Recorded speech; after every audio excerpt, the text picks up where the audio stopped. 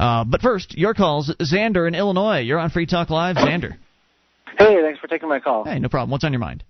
Actually, I wanted to talk about something that's not talked about at all, and that's one of the reasons I'm calling you guys. Yeah. Is the thing is, I donate blood, except a lot of people probably wouldn't be cool with that because I'm gay. And basically, when I go to donate, I lie about. They ask you if you've ever had sexual contact with someone. With a man since 1967. Like 1980. Yeah, 1980. Like that. Yeah.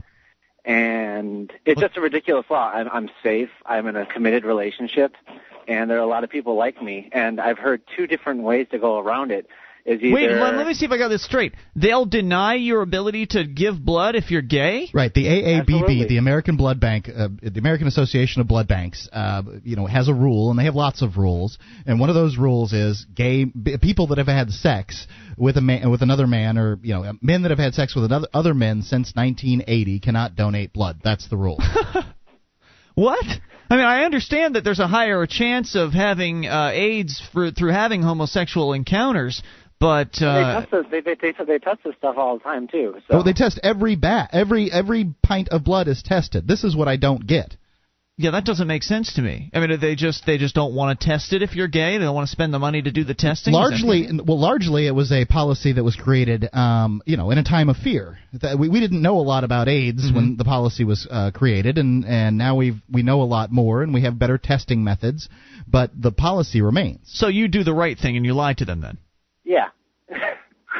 So yeah, that's basically it. And I've been told oh, you should tell them the truth and to make a statement, but they're not gonna. They don't care. No. Who are you making a statement to? You're making a statement to the phlebotomist at the local blood bank. Do you think that's going to go up the chain? No. I mean, no. I don't know what I think, but I haven't looked at the science on this. I would want to look at the science, but I do think that.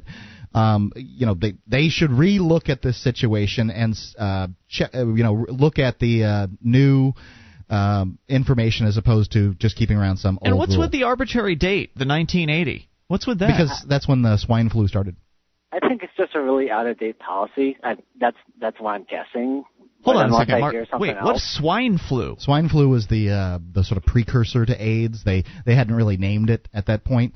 So you're saying people didn't have AIDS before 1980? Right. That seems hard to believe. AIDS is a relatively new phenomenon. I thought it was only identified in the 1980s. I thought people had it before that. The mid-1980s. So you're saying people didn't even have AIDS, or it was not identified as that? They did not have AIDS before 1980. Wow. Okay, I didn't know that. Very good. Any other thoughts, sir? No, that's all. I just wanted to wonder what you guys thought about it and what you thought. Well, normally I had something happen to me that was similar. I got deferred, is what they call it. You can't give for a year if you come into contact with someone else's blood. So if you get, say, in a fist fight, or I suppose you have sex with a woman while she's on her menstrual, period or whatever. Really? If you come, then I'm out. If you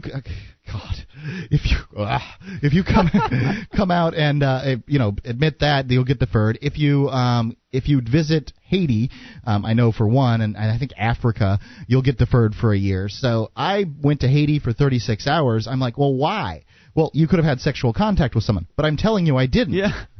I went to Haiti for a mission, thing for 36 business. hours. Yeah, it was business and that kind of thing. I didn't have sex with anybody. But can't they just ask me, have I had sex with anyone in Haiti since in the last year? But they've got some silly rules. Absurd. And it's not just gay people that have the problems with it. But I have heard this complaint, and I understand. Xander, I have to say that generally telling lies is a bad thing, but in this case, I can't see any reason why you shouldn't. Okay, thanks a lot. Thanks for the call, dude. 800-259-9231. If what you want to do is donate blood and you live a safe lifestyle, say what you got to say. Well,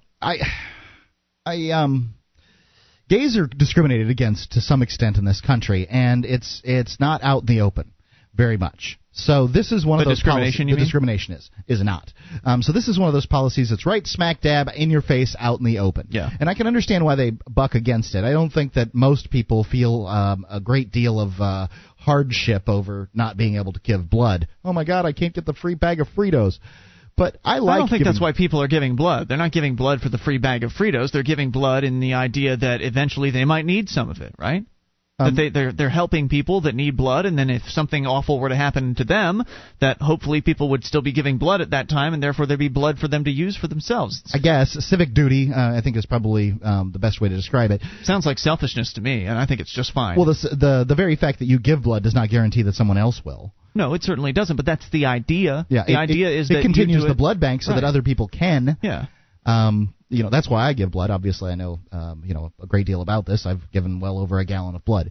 But I don't know. I mean, what they're trying to do is knock down the last few barriers out there, and I understand why they're doing it.